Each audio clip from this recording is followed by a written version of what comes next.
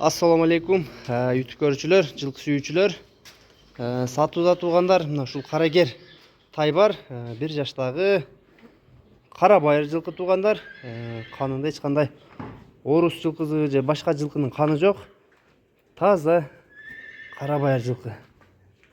Сорунун да кеңдиктерин көргүлө. Буту, ичип-жеши бардыгы жайында жаныбардын. Моюн башына алып турушун көргүлө. Кабактары тайдын алды жагы, көкүрөгү, туяктары 4 туягы тең кара туяк туугандар. Буттарында мына шишиген жерлери жок. Жакшылап көрүп алсаңар болот туугандар. Тайдын мына мүчөсүн көрүп турасыңар. 1 жаш кезинде баягы аттын формасын алгандай экен да жаныбар.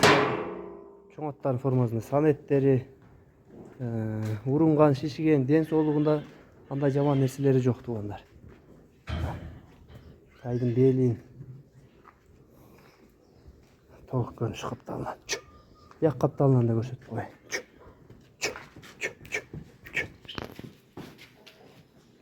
Ай жаныбар, машалла. Стойкадан сөз жок экен брат, Мына экинчи бияк бетинен дагы туугандар. Бияк бетинен да көрсөтүп коеюн. Чагылган деген кайманаты бар экен бул 1 жаштагы өспүрүмдүн. Сорунун, белдин узундуктарын, баштын алып туруштарын карагыла туугандар. Мындай көрүнүш баягы чоң аттын эле формасында экен, Үсөнке. Машалла, машалла.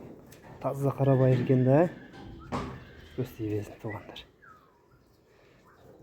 Эле өстөрү эле көрүүчүлөр көрсүн, ар бир нерсени айтып бериш шарт эмес, Тайды ушундай эле көрсөтүп коелу, өстөр баалап, сыны кандай экен, мүчөсү кандай экен, комментарийден окуп коебуз биз.